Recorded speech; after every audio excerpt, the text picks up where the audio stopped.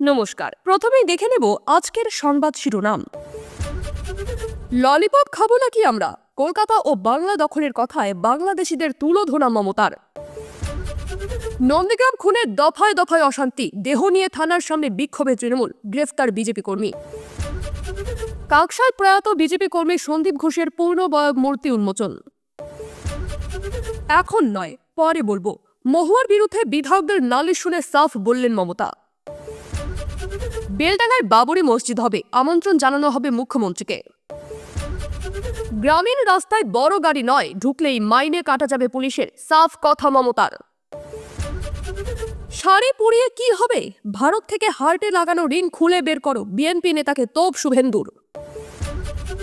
মেঘলা আকাশ, হালকা বৃষ্টি আর কদিন, আবহাওয়ার বড় আপডেট শোনালো আলিপুর। জানুন আজকের আবহাওয়ার খবর।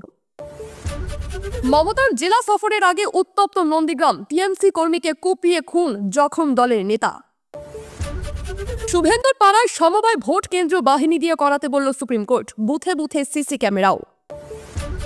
মেরামতের জন্য আগামী সোমবার সারাদিন বন্ধ থাকবে টালা ট্যাঙ্ক, জানালো কলকাতা পুরসভা। মুর্শিদাবাদের হরিহরপাড়ায় দুর্ঘটনা, খেলতে খেলতে ছাদ থেকে পড়ে খুদের মৃত্যু। টিএমসি নেতাকে সংবর্ধনা, সিবিআই চার্জশিটের নাম থাকা কয়লা মাফিয়ার বিতর্ক। চিপসের লোভ দেখিয়ে 8 বছরের মেয়েকে ধর্ষণ, গ্রেফতার টিএমসি নেতা।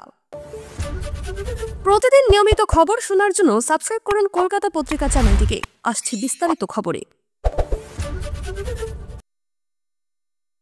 গ্রামীণ রাস্তায় বড় গাড়ি ঢুকলেই পুলিশের মাইনে কাটা যাবে, সাফ কথা মুখ্যমন্ত্রী মমতা বন্দ্যোপাধ্যায়। পানীয় জলের পাইপ ভাঙা থেকে রাস্তার বেহাল দশা নিয়ে সোমবারের বৈঠকে কড়া বার্তা দেন তিনি। মুখ্যমন্ত্রীর স্পষ্ট কথা, বেআইনি কার্যকলাপ হলে সেই বিভাগের হেড থেকে হেড ক্লার্ক কেউ ছাড় পাবেন না। পথশ্রী প্রকল্পে 10,000 কিলোমিটার গ্রামীণ রাস্তা তৈরি হয়েছে। মুখ্যমন্ত্রী বারবার অভিযোগ করেছেন, কেন্দ্র টাকা দেয়নি, রাজ্যের নিজের তহবিল থেকে সেই রাস্তা তৈরি হয়েছে। তারপরেও সেই পথঘাটের বেহাল দশা বলে অভিযোগ উঠছে রাজ্যের বিভিন্ন প্রান্ত থেকে। এ নিয়ে এদিনের বৈঠক থেকে মন্ত্রী, সচিব, জেলা শাসকদের কড়া বার্তা দিলেন মমতা। অভিযোগ, গ্রামীণ রাস্তায় বড় গাড়ি ঢুকছে, ফলে রাস্তা ভাঙছে, বেহাল দশা হচ্ছে। আর এই ঘটনা ঘটছে নিচু তলার পুলিশ কর্মীদের একাংশের সাহায্যে, এমনই অভিযোগ। যা নিয়ে এদিন মমতার নিদান, গ্রামীণ রাস্তায় বড় গাড়ি ঢুকবে না, শুধুমাত্র সার, মাছ ও দুধের গাড়িকে ছাড় দেওয়া হবে। তারপরেও যদি গ্রামীণ রাস্তায় ভারী গাড়ি ঢোকে, তাহলে পুলিশের মাইনে থেকে কাটা যাবে। কোন রাজনৈতিক নেতার গাড়ি হলেও ছাড়া হবে না। মঙ্গলবার সিবিআই কোর্টে কয়লা কাণ্ডের চূড়ান্ত চার্জ গঠনের দিন। ঠিক তার একদিন আগেই কেন্দ্রীয় তদন্তকারী সংস্থার চার্জশিটের নাম থাকা এক কয়লা মাফিয়াকে দেখা গেল পশ্চিম বর্ধমান জেলা পরিষদের সভাধিপতিকে সংবর্ধনা জানাতে। জামুরিয়ার একটি গণবিবাহ অনুষ্ঠানের মঞ্চে পশ্চিম বর্ধমানের জেলা পরিষদের সভাধিপতি বিশ্বনাথ বাউরিকে ফুলের তোড়া ও উত্তরীয় দিয়ে সংবর্ধনা জানালেন কয়লাকাণ্ডে অন্যতম অভিযুক্ত শেখ সদরুদ্দিন ওরফে সদু। আর এই ঘটনা নিয়ে শুরু হয়েছে রাজনৈতিক চাপানোতর। মঙ্গলবার কয়লাকাণ্ডের চূড়ান্ত চার্জ গঠনের দিন মোট 48 জন অভিযুক্তের নামে চার্জশিট জমা করেছে সিবিআই। সিবিআই এর এই চার্জশিটের নাম আছে জামুরিয়ার কয়লা মাফিয়া শেখ সদরুদ্দিন ওরফে সদুর। জামুরিয়া এলাকার কুখ্যাত কয়লা মাফিয়া বলেই পরিচিত এই সদু। প্রশ্ন উঠেছে, এই সদুর অনুষ্ঠানে কেন গেলেন সভাধিপতি? জামুরিয়ার দামোদপুরে একটি গণবিবাহ অনুষ্ঠানের আয়োজন করা হয় একটি স্বেচ্ছাসেবী সংস্থার ব্যানারে। সেই ব্যানারে একমাত্র ছবি ছিল এই সদরুদ্দিনের। জানা গেছে ওই গণবিবাহ অনুষ্ঠানের আয়োজক ওই কয়লা মাফিয়া। ওই অনুষ্ঠানে মুখ্য অতিথি ছিলেন পশ্চিম বর্ধমান জেলার সভাধিপতি বিশ্বনাথ বাউরি ও তার স্ত্রী প্রাক্তন জেলা পরিষদের সভাধিপতি সুভদ্রা বাউরি। তাদের সংবর্ধনা জানানো হয়। বিষয়টি নিয়ে বিজেপির আসানসোল সাংগঠনিক জেলার সম্পাদক অভিজিৎ রায়ের অভিযোগ, তৃণমূল মানে কয়লা চোর, বালিচর। জেলা পরিষদের সভাধিপতিকে কয়লা মাফিয়া সদু ফুলের তোড়া দিচ্ছে, এ আর নতুন কি? এটাই তো চরিত্র ওদের। অন্যদিকে বিষয়টি নিয়ে রাজ্য তৃণমূল নেতা ভি শিবদাসন দাসু জানান, আমি বিষয়টি খোঁজ নিয়ে দেখছি। বিশ্বনাথ বাউরি কেন ফুল নিয়েছেন সেটা উনিই বলতে পারবেন। তবে বিরোধীদের কাজ সমালোচনা করা, তাই কে কি বলল আমরা অত মনে রাখি না। নন্দীগ্রাম খুনে এবার গ্রেফতার বিজেপি কর্মী, বাকি অভিযুক্তদের খোঁজে তল্লাশি চলছে। এদিকে তাদের গ্রেফতারির দাবিতে মৃত তৃণমূল কর্মীর দেহ নন্দীগ্রাম থানার সামনে রেখে বিক্ষোভে ফেটে পড়েছেন দলের নেতা কর্মীরা। ঘটনাকে কেন্দ্র করে প্রবল শোরগোল পূর্ব মেদিনীপুরের নন্দীগ্রামে। মোট ধৃতের সংখ্যা বেড়ে হলো 2। তৃণমূল কর্মীকে খুনের ঘটনায় সোমবার সকাল থেকেই উত্তপ্ত নন্দীগ্রাম। দুপুরের দিকে ভোলানাথ মণ্ডল নামে এক বিজেপি কর্মীকে গ্রেফতার করে পুলিশ। এদিকে ময়না তদন্তের পর মৃত বিষ্ণুপদ মণ্ডলের দেহ ফিরতেই তা নিয়ে নন্দীগ্রাম থানার সামনে বিক্ষোভ দেখায় তৃণমূল নেতাকর্মী। ছিলেন রাজ্য তৃণমূল কংগ্রেসের সহ সভাপতি জয়প্রকাশ মজুমদার, তৃণমূল কংগ্রেসের তমলুক সাংগঠনিক জেলার চেয়ারম্যান চিত্তরঞ্জন মাইতি, সভাপতি অসিত বন্দ্যোপাধ্যায়, সহ সভাপতি শেখ সুফিয়ান, বিধায়ক সৌমেন মহাপাত্র, নন্দীগ্রাম 1 নম্বর ব্লক তৃণমূল কংগ্রেসের সভাপতি বাপ্পাদিত্য গর্গ, সহ সভাপতি শেখ আলরাজি, পূর্ব মেদিনীপুর জেলা পরিষদের সরকারি সভাধিপতি সুহাসিনী কর, স্বাস্থ্য ও পরিবেশ কর্মাধ্যক্ষ শামসুল ইসলাম সহ অন্যান্যরা। তৃণমূলের অভিযোগ, বিজেপি এলাকায় আতঙ্কের পরিবেশ তৈরি করতে চাইছে, সেই কারণেই এই খুন। এদিকে বিজেপির অভিযোগ, তৃণমূলের গোষ্ঠীদ্বন্দ্বের জেরে এই ঘটনা। প্রিয় দর্শকবৃন্দ, আপনারা যারা আমাদের কলকাতা পত্রিকা চ্যানেলটি দেখছেন, দয়া করে ভিডিওটি লাইক করুন এবং কমেন্টে আপনার জেলার নাম শেয়ার করুন। আপনি কি ধরনের খবর শুনতে চান তাও জানিয়ে দিন। আপনার ভালোবাসা আমাদের শক্তি, তাই আমাদের সাপোর্ট করতে ভুলবেন না। ধন্যবাদ। খেলতে খেলতে ছাদ থেকে নিচে পড়ে মৃত্যু খুদের ঘটনাকে কেন্দ্র করে প্রবল শোরগোল মুর্শিদাবাদের হরিহরপাড়া এলাকায়। কান্নায় ভেঙে পড়েছে পরিবারের সদস্যরা। জানা গিয়েছে, মুর্শিদাবাদের হরিহরপাড়ার বাসিন্দা 2.5 বছরের ওই শিশু, নাম রামিজ শেখ, অন্যান্য দিনের মতোই সোমবার সকালে ছেলেকে বাড়িতে রেখে অঙ্গনওয়াড়িতে খিচুড়ি আনতে গিয়েছিলেন রামিজের মা। ভাবতেও পারেননি কি বিপদ অপেক্ষা করছে তার জন্য। খিচুড়ি নিয়ে বাড়ি ফিরে দেখেন তার ছেলেকে ঘিরে রেখেছে পরিবার ও প্রতিবেশীরা। কাছে যেতেই দেখেন রক্তাক্ত অবস্থায় ছেলে পড়ে রয়েছে। সঙ্গে সঙ্গে তাকে উদ্ধার করে নিয়ে যাওয়া হয় মুর্শিদাবাদ মেডিকেলে। চিকিৎসকরা খুদেকে মৃত বলে ঘোষণা করেন। ইতিমধ্যেই দেহ ময়না তদন্তে পাঠিয়েছে পুলিশ। পরিবার সূত্রে জানা গিয়েছে, মা অঙ্গনওয়াড়ি যাওয়ার পর তুতো ভাইয়ের সঙ্গে বাড়ির দোতলার ছাদে খেলছিল খুদে। সেই সময় কোনোভাবে নিচে পড়ে যায়। প্রবল চোট পায় রামিজ। ঘটনাস্থলে মৃত্যু হয় তার। খুদের এই পরিণতিতে কান্নায় ভেঙে পড়েছে পরিবারের সদস্যরা। পুলিশ জানিয়েছে, নিয়ম মেনে দেহ ময়না তদন্তে পাঠানো হয়েছে। রিপোর্ট হাতে পেলেই মৃত্যুর কারণ স্পষ্ট হবে। বিরোধী দলনেতা শুভেন্দু অধিকারীর এলাকায় কাঁথি সমবায় ব্যাংকের ভোট কেন্দ্রীয় বাহিনী দিয়ে করানোর নির্দেশ দিল সুপ্রিম কোর্ট। শীর্ষ আদালতের নির্দেশ, ভোটে কারচুপি রুখতে বুথে বুথে সিসি ক্যামেরাও বসাতে হবে। মূলত লোকসভা এবং বিধানসভা ভোট কেন্দ্রীয় বাহিনীর নিরাপত্তা হয়ে থাকে। সেই জায়গায় একটি সমবায় ব্যাংকের ভোট কেন্দ্রীয় বাহিনী দিয়ে করানোর এই নির্দেশকে যথেষ্টই তাৎপর্যপূর্ণ বলে মনে করছেন অনেকে। আগামী 15ই ডিসেম্বর কাঁথি সমবায় ব্যাংকের 108টি আসনে প্রতিনিধি নির্বাচন। প্রতিদ্বন্দ্বিতা করেছেন 430 জন প্রার্থী। কিন্তু সর্বভারতীয় স্তরের একটি পরীক্ষা আছে বলে ভোট গ্রহণ এবং গণনার জন্য স্কুলে জায়গা দিতে কর্তৃপক্ষ রাজি হয়নি। শেষ মুহূর্তে কয়েকটি ভোট গ্রহণ কেন্দ্র বদলানো হয়েছে। ওই সিদ্ধান্তকে চ্যালেঞ্জ জানিয়ে সুপ্রিম কোর্টে মামলা করেছিলেন এগরার প্রাক্তন পুরপ্রধান শঙ্কর বেরা। সোমবার সেই মামলার শুনানি ছিল। শঙ্কর বলেন, আইনজীবীর কাছ থেকে খবর পেলাম ভোটে কেন্দ্রীয় বাহিনী মোতায়েনের নির্দেশ দিয়েছে সুপ্রিম কোর্ট। এছাড়া প্রতিটি ভোট কেন্দ্রে সিসি ক্যামেরা বসানোরও নির্দেশ দেওয়া হয়েছে। এই মুহূর্তে সুপ্রিম কোর্টের নির্দেশ সবিস্তার হাতে আসেনি। রিপোর্ট পেলে বিস্তারিত জানাতে পারবো। দীর্ঘদিন কাঁথি সমবায় ব্যাংকের চেয়ারম্যান ছিলেন শুভেন্দু। বর্তমানে তিনি রাজ্যের বিরোধী দল নেতা। শুভেন্দু এবার সরাসরি প্রতিদ্বন্দ্বিতা না করলেও তার ছায়ার সঙ্গেই তৃণমূলের লড়াই বলে মনে করছেন অনেকে। মৃত্যুর 6 বছর পরেও এখনো অধরা দোষীরা। এবার তার মৃত্যুবার্ষিকীতে কাকসার রূপগঞ্জের বিজেপির বুথ কমিটির সভাপতি প্রয়াত সন্দীপ ঘোষের পূর্ণবয়ব মূর্তি বসানো। রাজ্যের বিরোধী দলনেতা শুভেন্দু অধিকারীর উদ্যোগে এই মূর্তি বসানো হয়েছে বলে জানিয়েছে শহীদ সন্দীপ ঘোষ স্মৃতি রক্ষা কমিটি। সোমবার প্রয়াত সন্দীপ ঘোষের বাবা বিজয় ঘোষের উপস্থিতিতে মূর্তি উন্মোচন করা হয়। মূর্তিতে মাল্যদান করে তাকে সম্মান জানান বিজেপির বর্ধমান সাংগঠনিক জেলার সভাপতি অভিজিৎ তা, সহ সভাপতি চন্দ্রশেখর বন্দ্যোপাধ্যায়, সাধারণ সম্পাদক অভিজিৎ দত্ত সহ বিজেপি নেতৃত্বরা। এদিন চন্দ্রশেখর বন্দ্যোপাধ্যায় বলেন, অবৈধ কারবারিদের বিরুদ্ধে গর্জে উঠেছিল সন্দীপ ঘোষ, তাই তাকে গুলি করে হত্যা করা হয়েছিল। বেতবিহারের জাটগড়িয়া, মলানদিঘি, গোপালপুরের যারা এই ঘটনার সঙ্গে যুক্ত তাদের 2026-এর মধ্যে তাদের জেলে যেতে হবে। আমরা কলকাতা হাইকোর্টে ইতিমধ্যেই সিবিআই তদন্তের আর্জি করেছি। সিবিআই তদন্ত হবেই, শাস্তি পাবেই দোষীরা। জেলা সভাপতি অভিজিৎ তা বলেন, আমাদের আস্থা আছে আইনের উপর। প্রসঙ্গত 2018 সালের 9 ডিসেম্বর কাকসার রূপগঞ্জের বিজেপির বুথ কমিটির সভাপতি সন্দীপ ঘোষ খুন হন। তৃণমূল আশ্রিত দুষ্কৃতীদের হাতে তাকে খুন হতে হয়েছিলেন বলে অভিযোগ।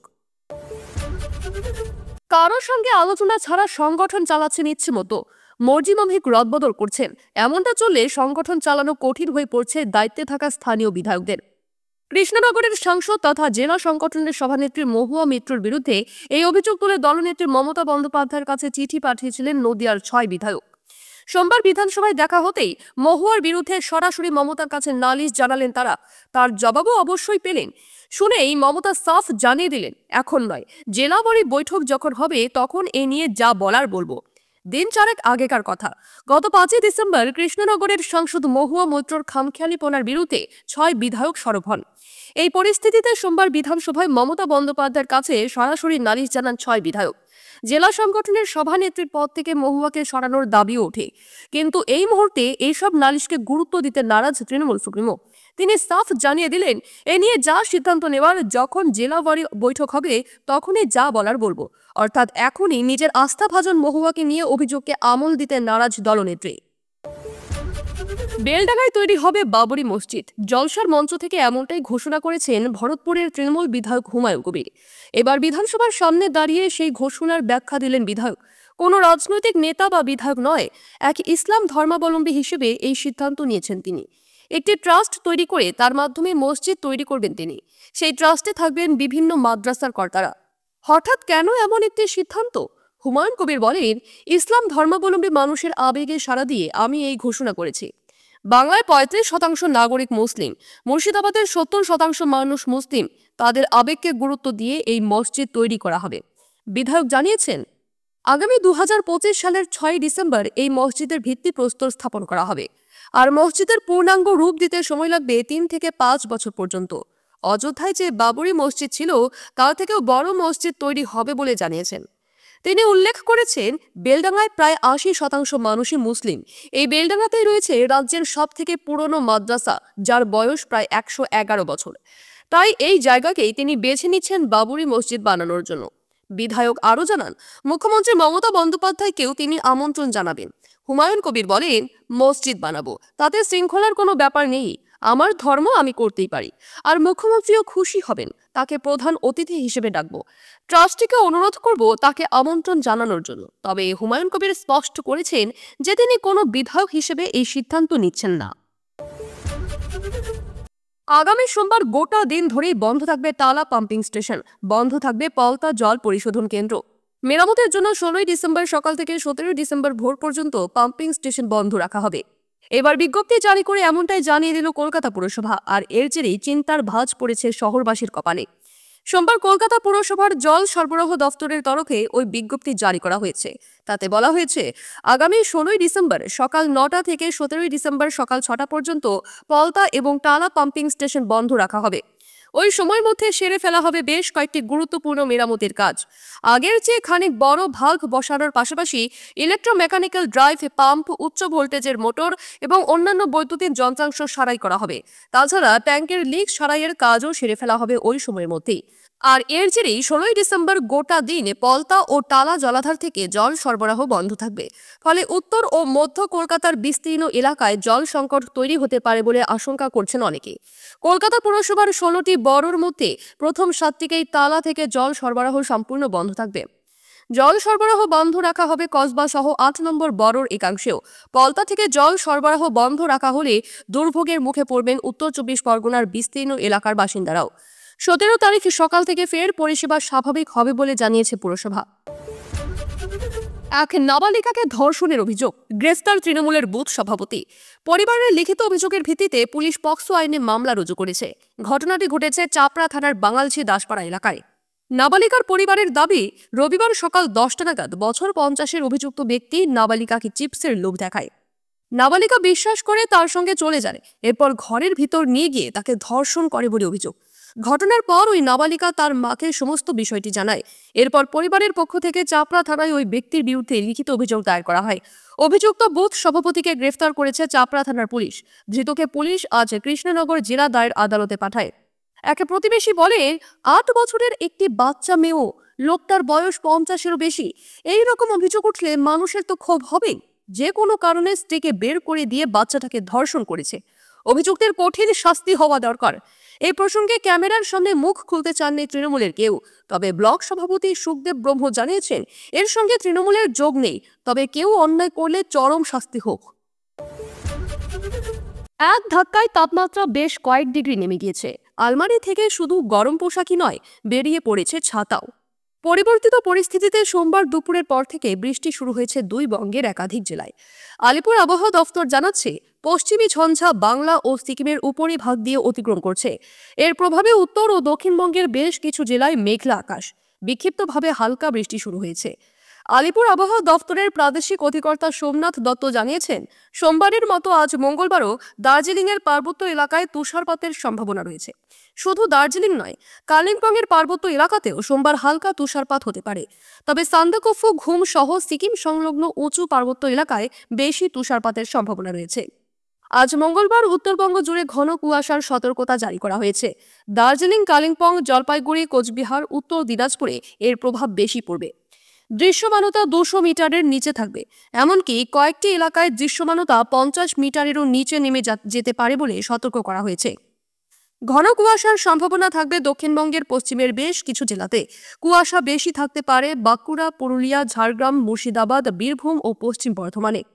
দু এক জায়গায় দৃশ্যমানতা 200 মিটারের নিচে নামার সম্ভাবনা রয়েছে। তবে আগামীকাল মঙ্গলবার থেকে দক্ষিণবঙ্গে সেই অর্থে বৃষ্টির সম্ভাবনা কার্যত নেই। আলিপুর জানিয়েছে, বুধবার থেকে রোদ ঝলমলে পরিষ্কার আকাশের দেখা মিলবে, কমবে পারদ। 11 ডিসেম্বর বুধবার থেকে লাগাতার 5-7 দিন তাপমাত্রা কমতে পারে। দক্ষিণবঙ্গে আরও 4 ডিগ্রি সেলসিয়াস তাপমাত্রা কমতে পারে। একইভাবে আগামী শনি ও রবিবারে কলকাতার পারদ 15 ডিগ্রির নিচে নামতে পারে। একই সময়ে দক্ষিণবঙ্গের পশ্চিমের জেলাগুলির পারদ 10 ডিগ্রির নিচে নামতে পারে, অর্থাৎ জাঁকিয়ে ঠান্ডার স্পেল শুরু। খবর শেষ হলো।